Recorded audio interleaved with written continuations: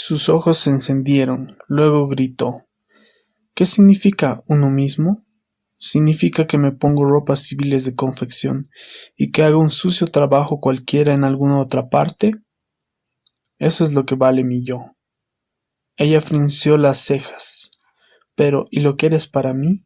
Ese yo desnudo que eres para mí es algo, ¿no? Lo es todo, dijo. ¿Y qué es eso? Si no significa nada, dijo él. ¿Qué es eso más que una libra de doagé, de chocolate? No tiene ningún sentido, a menos que signifique, como tú dices, un pequeño oficinista de 25 chelines por semana. Todo eran heridas para ella, heridas muy profundas. Le miró con asombro durante unos instantes. ¿Y qué sentido tiene ahora? Dijo, un espléndido segundo teniente. Él hizo un ademán de evasiva con la mano. Ella le miró con las cejas contraídas. ¿Y nuestro amor? Dijo, ¿no significa nada para ti, nada en absoluto?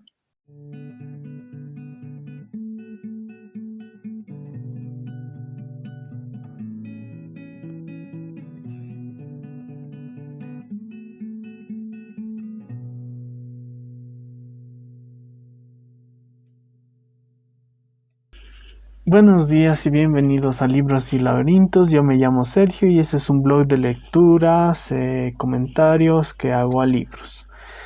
Hoy quisiera traerles el comentario de Historias de Amor. Al principio leí, como se han dado cuenta, un fragmento del cuento Espiral de Muerte. Este libro, antología de Lawrence, tiene 3 relatos: Espiral de Muerte, El oficial prusiano y Sol, ¿no? Empecemos entonces por el fragmento más o menos que he leído.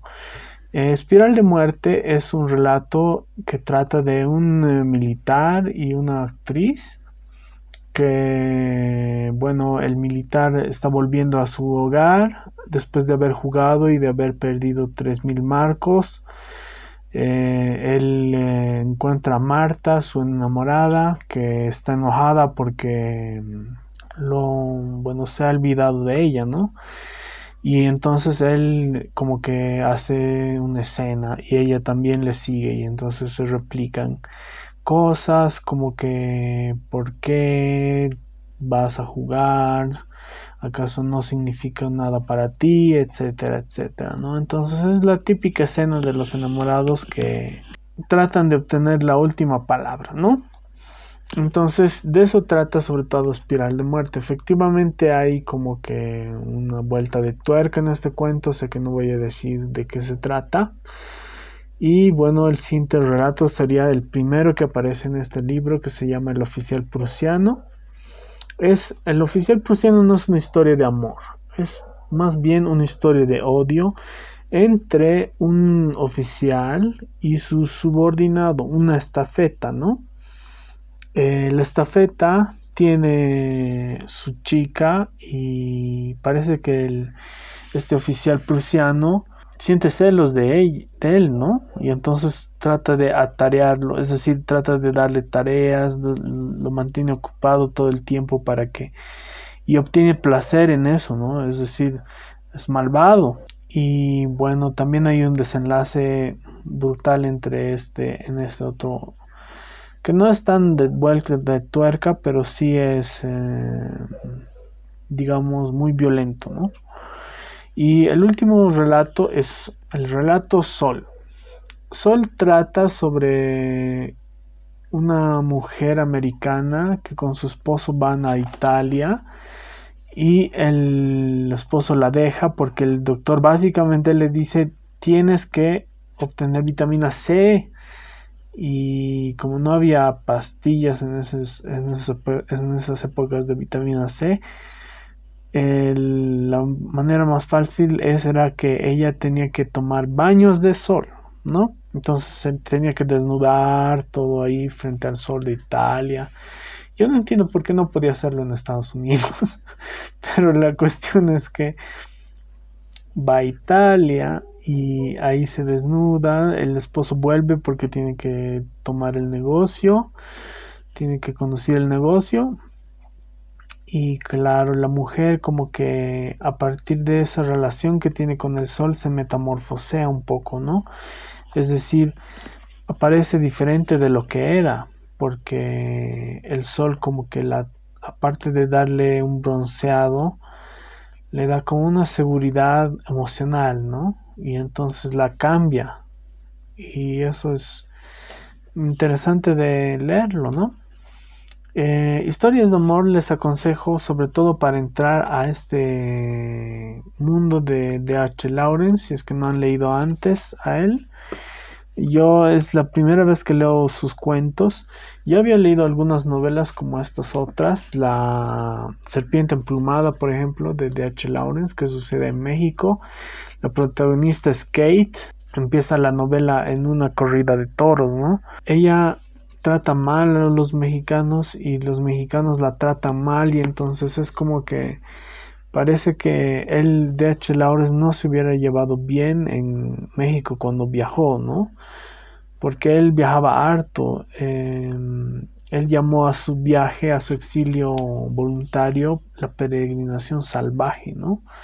Y esto porque viajó por México, Australia, por un montón de lugares, ¿no? La siguiente novela que había leído se llama El amante de Lady Chatterley. Esta novela trata sobre un adulterio entre una mujer casada y un cuidador de bosque. Y es interesante porque, claro, el esposo de esa mujer ha vuelto de la guerra y ha vuelto tullido, entonces no puede, claro, responder a todas las cosas que la mujer le demanda. Y entonces en Della H. Lawrence siempre vamos a ver como esta posición ridícula y desvalorizada del hombre, de lo masculino, ¿no? Y eso es algo que en esas épocas sale como innovación, ¿no? Porque más bien la potencia está del lado de lo femenino, de la mujer, ¿no? Y la mejor novela que he leído de D.H. Lawrence se llama En el Erial, ¿no?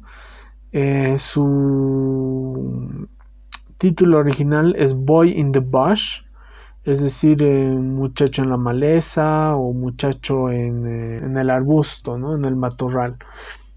Y esta novela trata de un personaje que se llama Jack, que va a Australia porque en Londres parece que ha embarazado a una mujer y para su familia absolverlo de ese peso lo mandan así ya, andate a Australia porque eres un menso y ahí vas a aprender lo que es la vida, digamos, más o menos.